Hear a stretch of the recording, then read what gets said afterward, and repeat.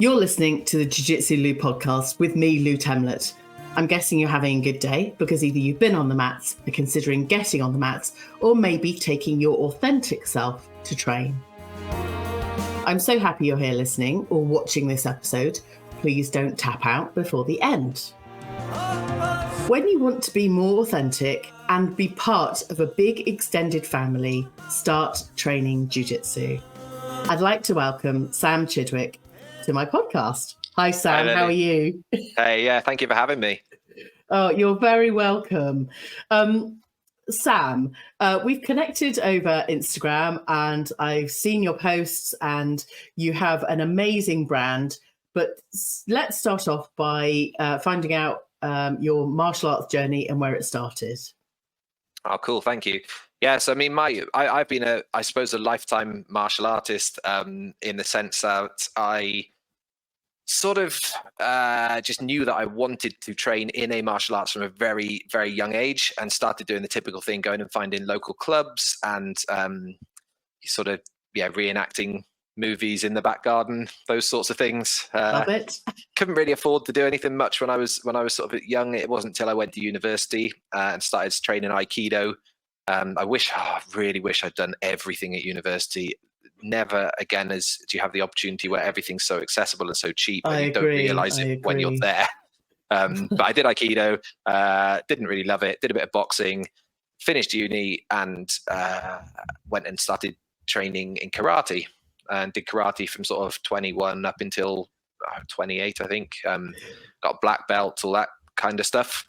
Yeah. Then I met some guys. Weirdly, someone came into my clinic. So I'm a sports podiatrist. I specialize in foot and ankle injuries.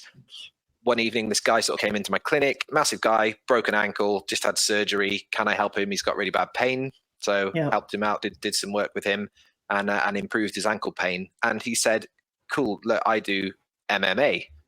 Do you want to come to my gym? So, this guy, just a massive philanthropist. His name's Jim, actually, and he just had basically a padded room attached to the side of his house. It was an old police station, and he converted this room, and he just gave an access code to anyone who wanted to train there. Just a really nice guy. It was completely free, punch bags, always people there to spar with. Wow. So went along with my sort of karate black belt, or not wearing it, obviously, but went along with that sort of knowledge. Thinking, you might have been thrown out at that point if they knew you were black belt in karate. I think I might have been. Well, no, they did know, but I sort of went in and my gosh, I was humbled.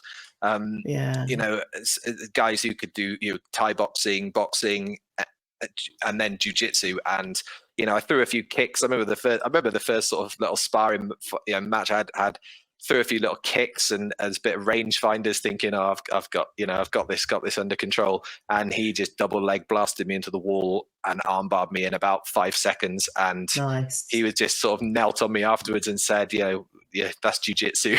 I was like, but that's, okay, that's the usual white belt experience, isn't when it? When do I learn mats? this? Yeah, I was probably worse than the usual white belt because I thought I had confidence in my martial arts, and I'm not hating on karate in the slightest bit because there are very legit karate practitioners. I unfortunately had just been at a school that had taught it in a sort of kata form. It wasn't necessarily in a combative form, and it had been lost in translation. So basically took my black belt off, never wore it again, and sort of 10 years, went and put a white belt on and started training jiu-jitsu. And 10 years later, nearly, I'm still there. So that's so good. I just want to go back to the opportunities that we have at university, because you're right. If you're studying at university, there are lots of clubs that are all kind of self-made, and to have the opportunity at a really low fee usually, or free sometimes, to go and get involved in all the sports and activities. I got involved with running a dance society and was dancing 3 or 4 nights a week, musical theatre. I played hockey. I did all sorts of other things. And I filled I was going to say filled all my spare time, but I probably filled some of my study time as well. But we won't talk about that. But if you are at university, take up the opportunity. You know, there Massively, are so many amazing martial arts opportunities as well as, you know, other activities. Yeah, definitely. And you're going to get generally a very high level of instructor there as well at universities. I've often found there's always people who are associated with, I think jiu-jitsu is one of those really interesting. It's a very academic martial art as well.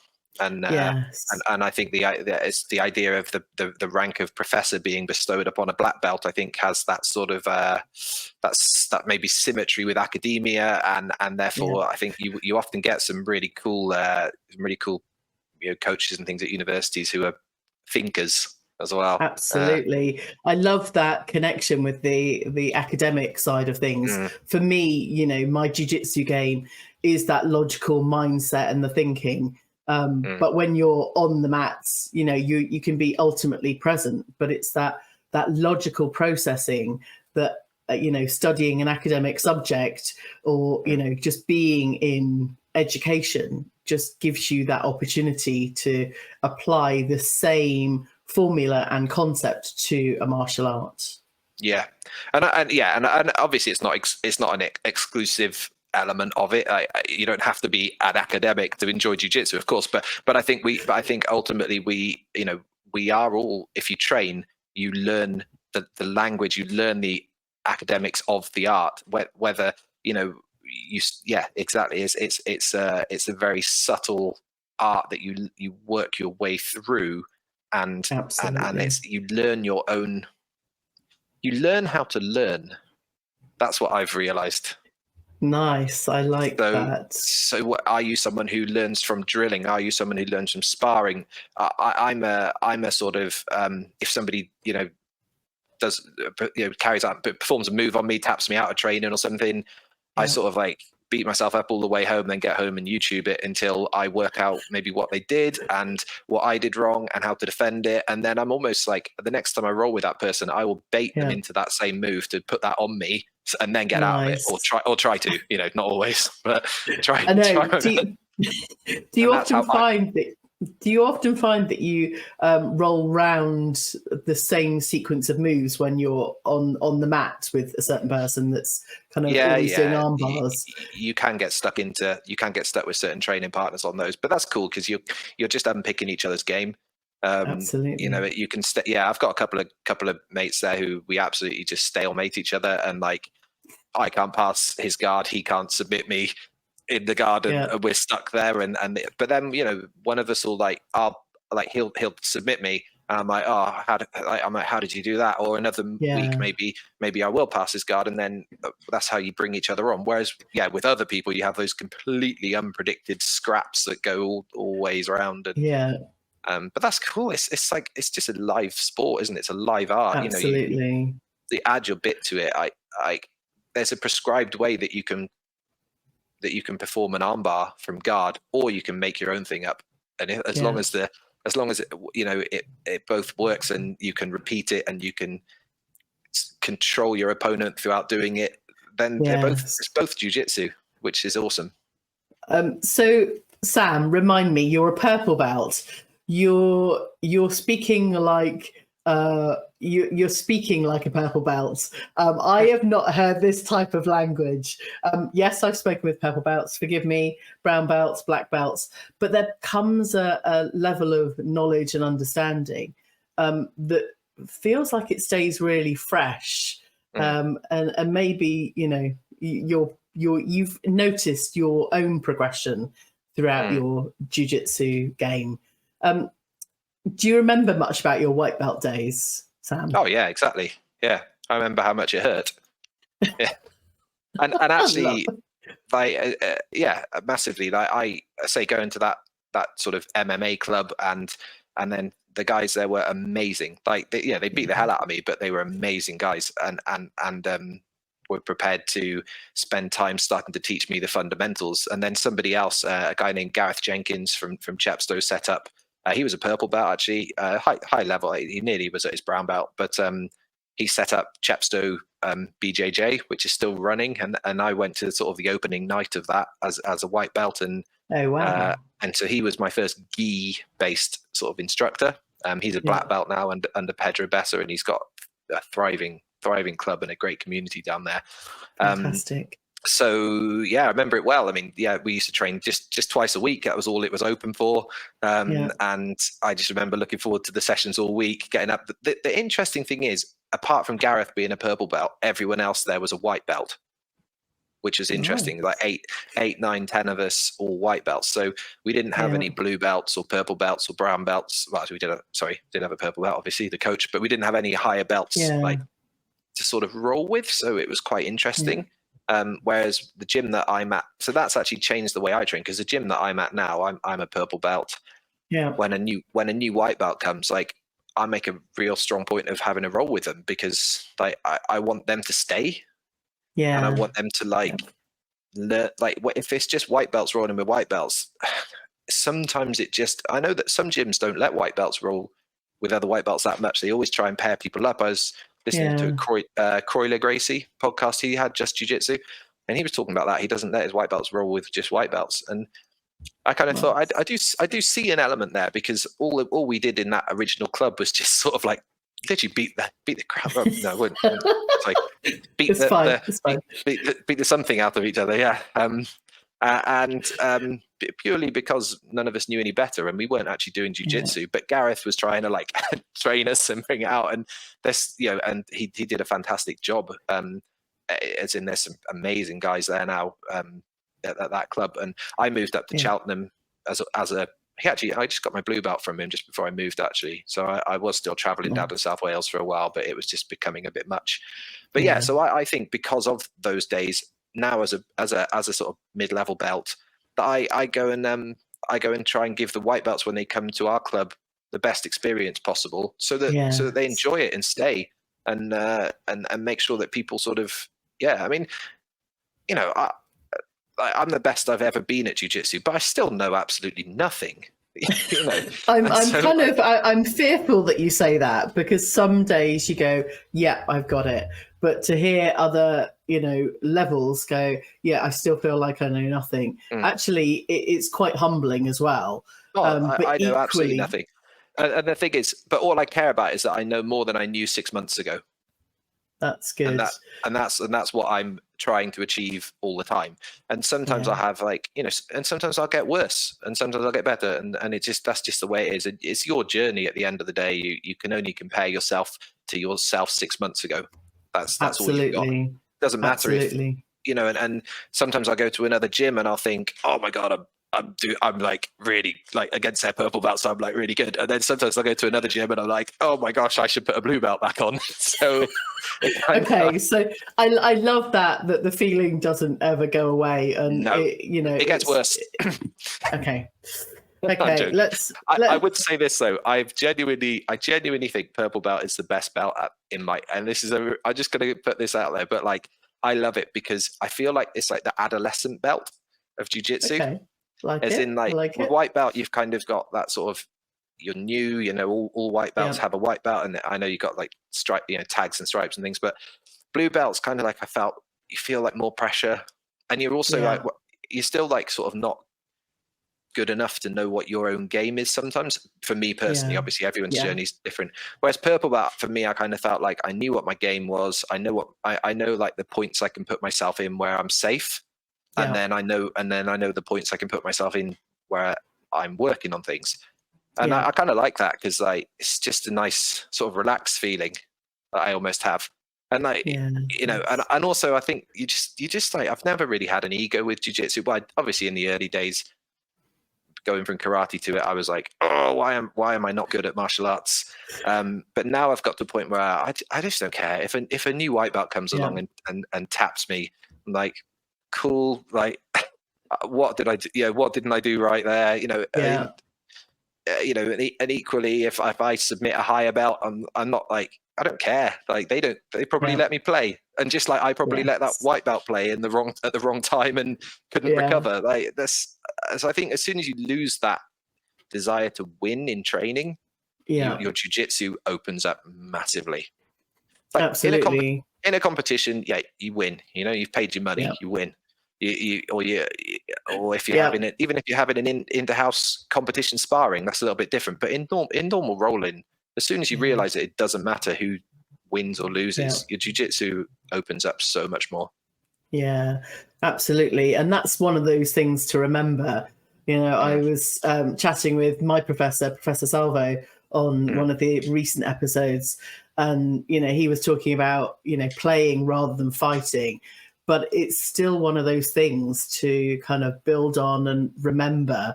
You can go to the mats and have lots of stuff going on in your life outside, but it's an opportunity to kind of put that aside, but almost to remember and be mindful to put it aside for the whole of the session.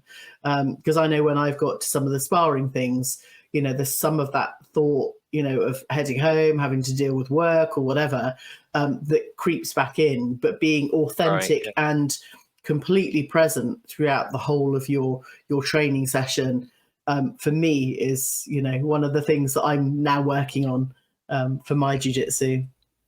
That's cool. That's good to have that goal as well, which is actually really nice, because that's a different level of goal, isn't it? To improving your scissor sweep or improving your. Well, I still need to do that as well. Yeah, but all right. All of those are on the list. That's more likely to happen when you start putting yourself in fun positions because you're there having fun. It is a martial art at the end of the day. So I do think a healthy dose of competition sparring is important as well. And also I've got a few mates where we just chuck MMA gloves on and we strike, which so it's basically start from standing, strike, takedowns, carry on striking on the floor, because I think that's a bit authentic, because ultimately it's a martial art. So but I think from pure jiu-jitsu, I love just playing and having fun. I mean, I went through a stage a while back of just starting every fight by trying an Imanari roll. And I'm 15 stone. It's not a graceful thing to watch. And it mostly ended up with people landing on top of me in side control or mount. But then one day I actually hit it on someone and got into sort of single leg X and was like, oh, okay, cool. I did it. Fun. Note, go away and check whatever roll, re-listen to the episode and find out what Sam's talking about. Imanari roll. So Imanari is a jiu-jitsu. I watched he had an amazing fight with Mikey Musameshi, you can find on YouTube. But he's famous for a particular roll which you can look it up. But it's mostly a no-gi sort of move, but puts you into leg attack straight away. Which is not my style in the slightest bit. So I thought, why not try it? I love that. Yeah. And I think that is also another thing, go and try some of these things, obviously in a safe kind of environment, but it's putting ourselves out of our comfort zone to try some of the things that, might not be our thing, but might end up being our thing. This is the Jiu-Jitsu Lou podcast with me, Lou Temlett, coming to you from the UK. Go and check out my latest videos over on Instagram at jiu.jitsu.lou. And as you're listening or watching this episode on your favourite podcast platform, I'd really appreciate you dropping the show a 5-star rating. Today, I'm having a conversation with Sam from Warrior Grips. Sam, so you're a podiatrist and you are founder of Warrior Grips. So tell me where the story started for Warrior Grips and Jiu-Jitsu. Yeah, that's cool. So as a podiatrist, sort of specialize in foot and ankle injuries. I guess because I work in healthcare and the sort of, I've always been the sort of unofficial mat medic at the gym, draining people's cauliflower ears, putting people's dislocated toes back in, things like that. And I got thrown doing judo probably 3 years ago now, landed all my weight onto my big toe, and it bent underneath and fractured. So I sort of scanned it at work, and I think it was about four little hairline fractures in the joint, which, we break toes all the time. But because it was a big toe, it's a little bit more functional than the little toes. And it just sort of didn't heal very well. I lost range of motion in there.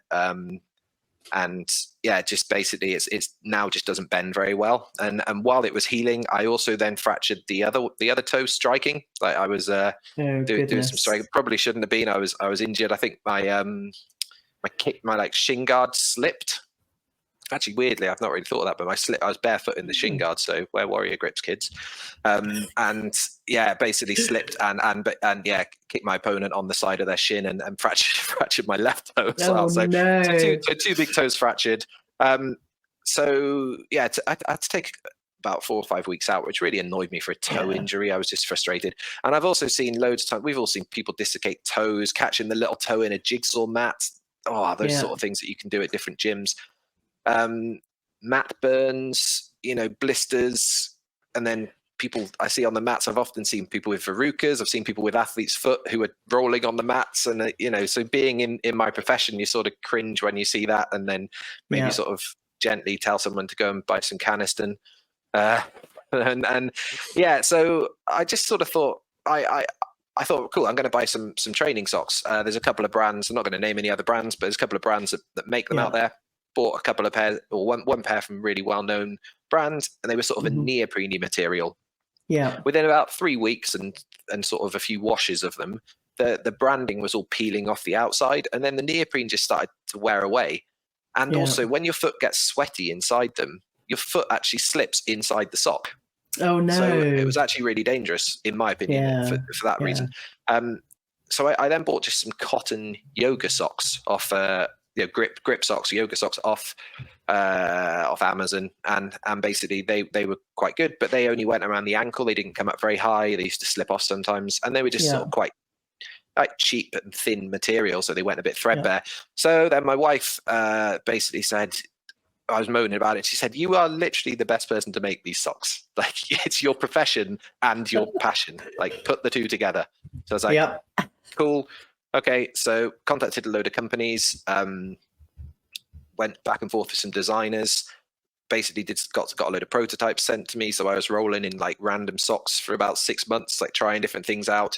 Nice. Went back and forth because some of them were sort of the grip. There was grip all up the ankle. There was grip around the side of the foot. So with warrior grips, what I basically designed was a sock that has ankle support and compression, midfoot support and compression. So it's quite a tight sock, so it doesn't slip when you're training. It's a cotton material, so again, it's breathable and it doesn't slip while you're training. But then the grips are placed on the bottom only for sort of stand up. But then they're slightly recessed in, so they don't go all the way to the edge, and they also don't go all the way under the heel or all the way down to the toes. And the reason for that is that if you've got someone in spider guard, for instance, and you want to slip into a triangle, you don't want to be too gripped. So it was an idea of reducing the amount of grip down as well. And I just spent ages working with companies, and then basically had to bite the bullet and order 750 pairs of socks. Wow. And then these like 6 cardboard boxes arrived, and I came home from work, and Gemma was like, "What have you done?" I was like, "Well, you sort of told me." Exactly, it was her idea. It was your idea, and I was like, "You need to help me sell them now."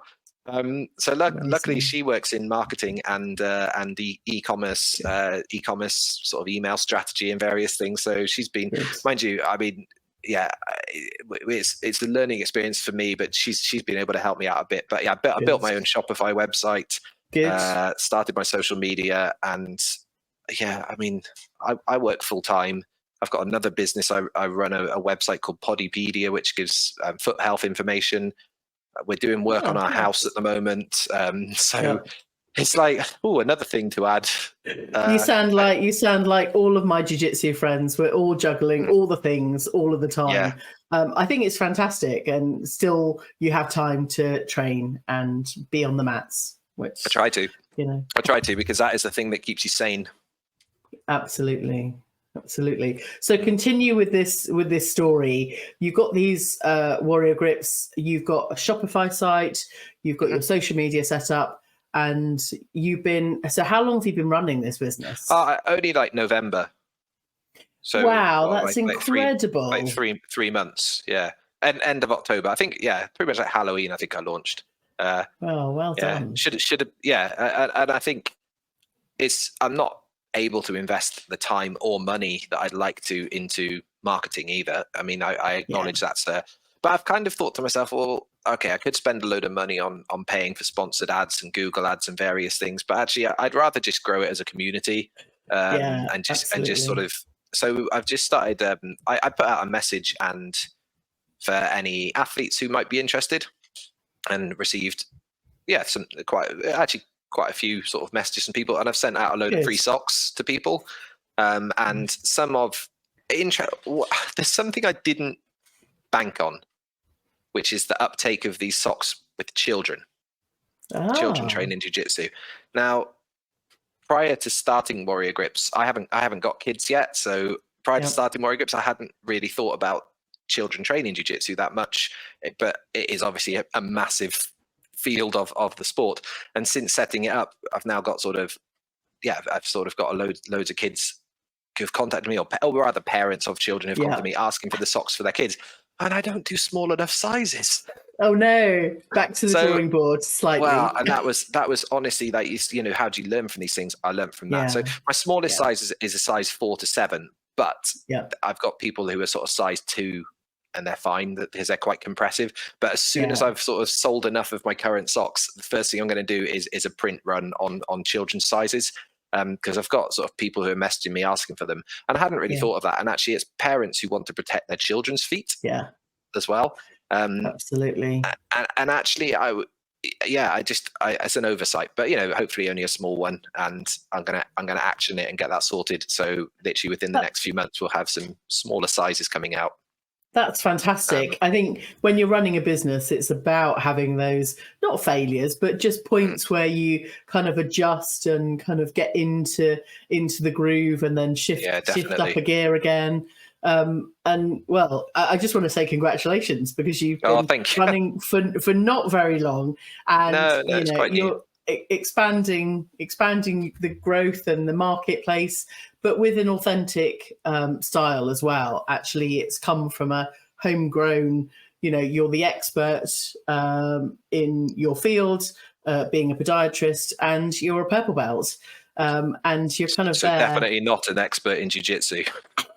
Okay, I didn't reference expert in jiu-jitsu. I was holding back on that one, Sam. I'd say 100%, and it'd be amazing if I could stick with jiu-jitsu for another decade or so, and have the combination of both. But come on, jiu-jitsu is a lifelong martial art, isn't it? So. And to be honest, and I know it's a shameless self-promotion, but actually, if I hadn't made the socks, even I needed to make a pair for myself so I could keep training. So that's awesome as well from my perspective.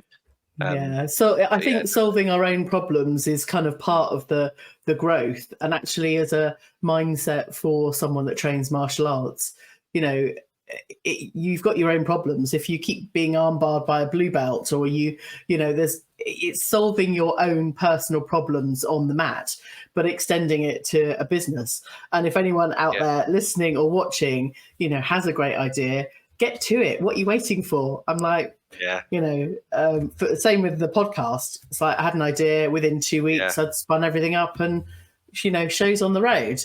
Go out and do it. What have you got to lose? Absolutely nothing. Yeah, definitely. It's good advice. Sam, I want to ask you about some tips for anyone that is already training jiu-jitsu from your perspective, and your journey from kind of white belt to purple belt. Okay, so jiu-jitsu tips rather than podiatry tips. Well, maybe a bit of both. Go for it. I mean that, don't skip warm-ups. That's probably my biggest one. Isn't that what purple belts do, Sam? No, I'm the purple belt who takes the warm up. Love it. I honestly cannot. Like, personally, on a Sunday we do like an open mat. When I don't get there every week by any stretch, but when I do manage to get up there, early mornings when you're cold, your risk of injury is, from a point of view of tendons, ligaments, soft tissues, is so much higher. And that is a massive thing that I would say from a medical perspective is your warm up is so important for getting your body ready for training in jiu-jitsu, and it should be a functional warm up, taking you through the ranges of motion that you're likely to find yourself in. Also, like, don't do things like static stretches before training. Like that, I still see this happening. People holding like long static stretches before training, and there's so much research around that actually causing injury. Like a warm up is to get your heart rate up, to get your blood flowing. So that's a massive one. Also, when you have warmed up, don't then sit down for 20 minutes watching a coach's technique. I mean, do if they're showing it, but then gently suggest that everyone warms up again then, because you're sort of, it's those sort of little elements from a medical perspective. If you've got a pain or an injury, like listen to your body. That's a huge one as well. Like there's a difference between pain and injury. There's a difference between injury and injury as well. So from the perspective of like, we all suffer with pains. Like you do jiu-jitsu for long enough, like it's a joke, isn't it? Everyone's like, well, yeah, this hurts, that hurts. Everything hurts, but be mindful of your body. Keep a pain diary. Keep a, take pains as warning signs as well, and think about them and analyze them and think to yourself, right, is that an injury coming on? Like, what could I be doing? Rehab exercises or conditioning exercises could I be doing to actually prevent that becoming something else? Nice. Go get sports massage. Go see a physiotherapist. Go see a podiatrist. If you want to keep training jiu-jitsu, 85% of your work, I should pluck that number out of the sky, but why not? 85% of what you do should be off the mats. Yes. In terms of, and I know it sounds ridiculous because there's people saying like the only way to get better at jiu-jitsu is to train jiu-jitsu. Yes, I agree with that. You can't just do yoga and just go down the gym and expect to you have to train jiu-jitsu, but your nutrition, your hydration, your strength and conditioning that you do at home, your flexibility work that you do on a separate session is massive. And I think, you see so many people get into jiu-jitsu and you see, oh, I'm training 7 days a week. Like, cool. I could maybe have done that when I was 17 or 18. I cannot do that at 37. It's not, if I train 2 times a week, sometimes 3, if I train 4 times in a week for a few weeks, I know that I'd get an injury, and I just have to think longer term here. But then I do a great deal of my training outside is also theory training. I make notes on everything that I do. I read back through those notes. I watch YouTube videos. I don't so much like buy instructionals, because I think there's enough stuff out there for free, in my opinion. But obviously, if you like your instructionals, like I said earlier, learn how you learn. Like learn. So I think do a lot off the mats and enjoy your sessions on the mats. It's like, it's like a professional footballer, or, the Super Bowl was on the weekend. Like, how much work do those guys do to play that one match? That like, how much are they doing off the, and I know it's a professional athlete, but if you want to train jiu-jitsu for your whole life, treat yourself like a professional athlete. Even if you're just a hobbyist. Noted. Purple belts. I guess I will take the advice. I love it. Sam, I do want to ask you some good tips that people can do to look after their feet so that they're ready to go onto the training mats. What can we do at home if we're not already doing stuff to kind of for our foot? Yeah. Cool. No, definitely. So from sort of like a skin and nail perspective, keeping your toenails trimmed nice and short is always very respectful for colleagues, as training partners. Nobody wants to be gouged by somebody's manky long toenails. So cutting them square across and filing them afterwards, because that keeps them sort of short and smooth. Don't dig down into the corners of nails though, just cut them square across. Have a look on the podipedia.co.uk is our website with loads of foot health facts and information on as well, if you're interested in that. When you sort of shower afterwards, like shower soon after training, because with sort of warm soap, hot soapy water, because Staphylococcus bacteria, it can sit on your skin. It can get in through a graze or a cut, but generally your skin is a barrier. But get it washed off your skin, hot soapy water, and it's massive. And when you come out the shower, dry between your toes properly, dry your feet well. Don't go putting sort of socks on straight away. Just dry properly is really important for hygiene. If you've got a rash between the toes, anything like athlete's foot, get it treated ASAP. If you ever notice any skin lesions like verrucas or anything, get them checked out, get them treated. All really, really important. From a sort of musculoskeletal perspective, muscles and bones of the feet, then don't neglect your feet during warm-ups. Ankle mobility, toe mobility. Use a foam roller and roll your arch of your foot backwards and forwards on it before you train. Like those sort of things, get your feet warmed up, because as soon as you start rolling, you're using your feet as another pair of hands. And actually, that's a massive thing. Like the more you progress through jiu-jitsu, the more you start to use your feet as another set of hands, particularly if you're playing guard game, but not any game. If you're passing someone's guard, you're doing as much work with your feet as you are with your hands. Absolutely. I hadn't thought about that. You know, when I've chatted with other guests, you know, they kind of, you know, we talk about having mangled fingers from grips, but the same with toes. And I was like, okay. And then I had someone in my guard the other day, and I was like, okay, that's how I managed to mangle my toes, just by holding guard so tightly. But you know, like you say, yeah, sorry, close guard. I'm still learning. I realise. No, sorry, no, it's just guards. I know exactly what you mean. No. Crossing your feet over and obviously try to hold on for dear life. Yes, exactly. Yeah, but I hadn't appreciated the balance of the hands and the feet being your gripping tools, and actually to respect them on equal measure is if you start then developing different open guard games like spider guard, lasso guard, De La Riva, things like that, then your feet become you're always looking for those points of contact. So if you're playing particularly an open guard game, you're looking for your grips with your hands, but also your contacts with your feet. And although it's a different type of grip, you've not got the dexterity that you have with your hands. You're not taking grips on the gi so much, but you're looking for those. You're looking to use your feet as tools. And that was a massive thing for warrior grips for me, that I had to develop them so that they protected your feet, but they didn't inhibit your ability to use your feet. And that, I think, is what I've got right with the design, in my opinion. And that's certainly the feedback I've got from it, is that people say, like, you know, I've got some guys at the gym who wear them who are really good guard players, and they're like, I forget I've got them on, dude. Like I don't. Whereas other grip socks they've worn, they're like, oh, I can't slip my foot through in lasso. You know, that sort of thing. So I'm kind of I'm really chuffed with that, because I put a lot of effort into trying to get that design right, and that could have gone badly wrong, but I got a bit lucky as well, maybe.